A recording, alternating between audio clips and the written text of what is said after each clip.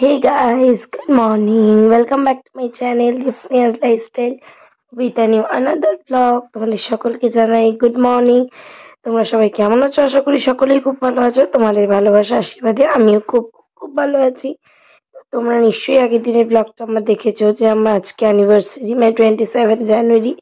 তো সেটারই একটা প্রি সেলিব্রেশন মিডনাইট সেলিব্রেশন রাত্রে হয়েছিল। আজকে হচ্ছে মেইন দিন যেই দিনে আমার সাথে আমার বড়মাসের বিয়ে হয়।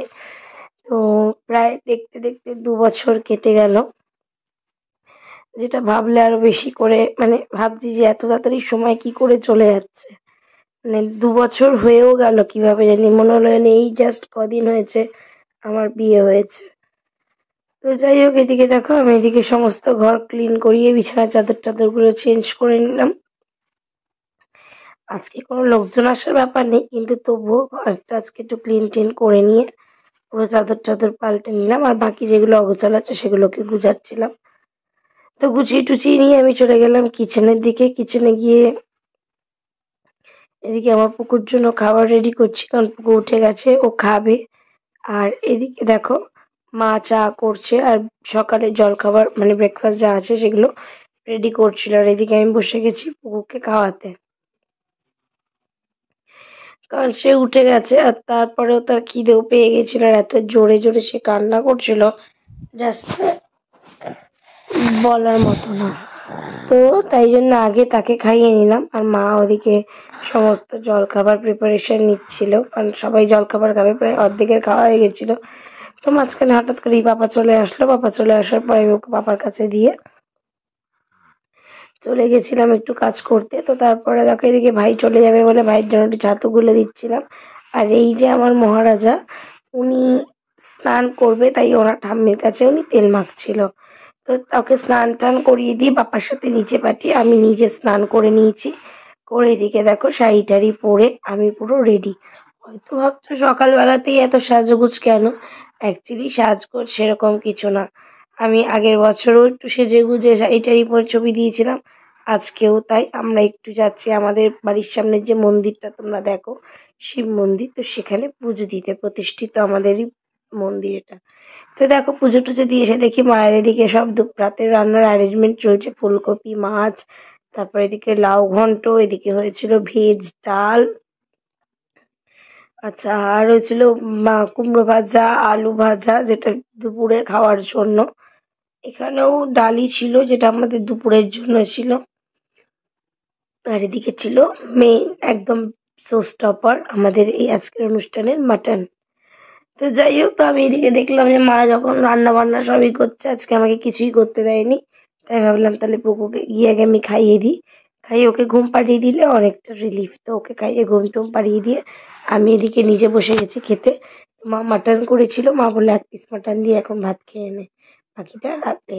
তো খেয়ে টেয়ে একটু রেস্ট করে নিয়ে দেখো উঠেও পড়েছি, উঠে আমি রেডিও হয়ে পড়েছি। আ- এদিকে আমার মা বাবারা সবাই চলে এসছে। তো গেস্ট বলতে আজকে তারাই, আর কেউ না, আমার বাবা মা বোন আর আমরা। তো যাই হোক, আর দেখো সবাই চলে এসছে আর পুকুর চলে গেছে ওর মানির করলে দৌড় দিয়ে। আর এদিকে আমিও রেডি হয়ে পড়েছি, একদম নতুন বউ সেজে। এই শাড়িটা আমাকে আমার শাশুড়ি মা দিয়েছে, আর আমার মা আমাকে একটা 3 পিসের সেট দিয়েছে, বরকে পাঞ্জাবি, আমার ছেলেকে পাঞ্জাবি। তো তোমাদের সাথে পরে গিফট করে শেয়ার করব কি পেয়েছি না পেয়েছি, কে কি দিল। আর এই কেকটা আমার দেওরের তরফ থেকে আমাদের জন্য, যেটা প্রত্যেক বছরই ও দেয়, মানে বিগত 2 বছর ধরে ওই করছে। কেকের দায়িত্বটা ও, মানে দায়িত্ব বলতে কেকটা ওই গিফট করে। তো ওই জন্য ও কেকটা নিয়ে এসছে, নিয়ে এসে দেখো নিজেই সমস্ত কিছু সাজিয়ে টাজিয়ে দিচ্ছিল। তো তারপরে আমি এদিকে পুকুকে খুঁজতে গেছি, উমা দেখি পিছন দিক থেকে তিনি একদম রেডি টেডি হয়েছে। তাকে আমিই রেডি করে দিয়েছি, যতই হোক বাবা মার বিয়ের দিন বলে কথা, তাকে তো আগেই সাজতে হবে, কারণ সেই হচ্ছে স্পেশাল বাবা মার জীবনে।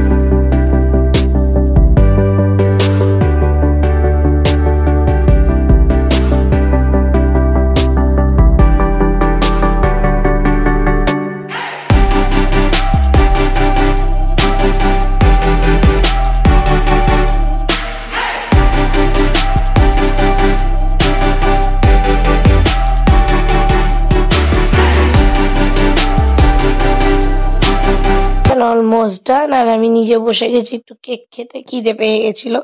সবাইকে দিয়ে দিয়েছি কেক কেটে টেটে। এখন আমি একটু খেয়ে নিলাম, খেয়ে সোজা চলে গেলাম ঘরে। ঘরে গিয়ে পুকুকে খাওয়াতে বসে গেলাম, কারণ যতই হোক তাকে আগে খাওয়াতে হবে। তারও পেয়েছিল খুব জোর খিদে। সে তার মানির কোলে বসে বসে টিভি দেখছিল, আর মানে ফোন দেখছিল, আর আমি ওকে খাইয়ে দিচ্ছিলাম।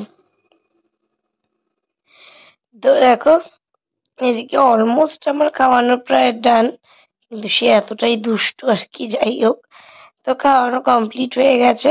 আমি তারপর হঠাৎ করে আমার বর্মশাই আমায় ডাকে। ডাকার পরে হঠাৎ করে যখন সে আমাকে এটা দেয়, মানে আমি ঠিক জানি না আমি কি বলবো। এটা টোটালি আমার কাছে সারপ্রাইজ ছিল, ঠিক যেমনটা তার কাছে আগের দিন ছিল আমার কাছেও তাই। কিন্তু যখন আমি গিফটটা খুলি, হয়তো এটা অনেকের কাছেই মনে হবে যে এইটাতে এত খুশি হওয়ার বা এত মাতামাতি করার কি আছে। বাট হয়তো আমি সবাইকে বলে বোঝাতে পারবো না যে এই ফ্রেমটা আমার কাছে কতটা মাইনে রাখে। এই ফ্রেমের মধ্যে সবাই রয়েছে আমার ফ্যামিলিতে, আর বিশেষত যে রয়েছে সে আমার সবচাইতে কাছের মানুষ।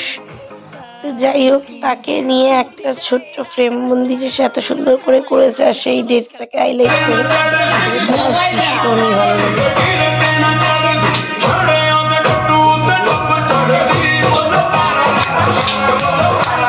এদিকে দেখো, মারাও নাচতে বসে গেছে, দাঁড়িয়ে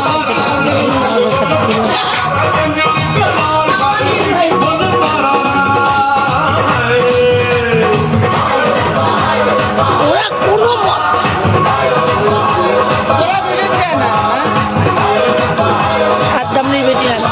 করে মা চলে গেল কিচেনে। কিচেনে গিয়ে দেখলাম মা এদিকে কি করেছে আমাদের জন্য। এত কিছু খাবার, কে খাবে আমি জানি না, প্রায় 12-14 রকম পদ ছিল। তো চলো এদিকে দেখি, আর নিজের লোভ সামলাতে না পেরে বসেই গেছি খাওয়া খেতে। এগুলো সবটাই আমার শাশুড়ি মা অ্যারেঞ্জমেন্ট করেছে আজকে আমাদের জন্য। তো এদিকে দেখো, আমি বসে গেছিলাম খেতে, কারণ ভীষণ জোর খিদে পেয়েছিল আর আজকে আমরাই আগে খাবো, সেই কারণে।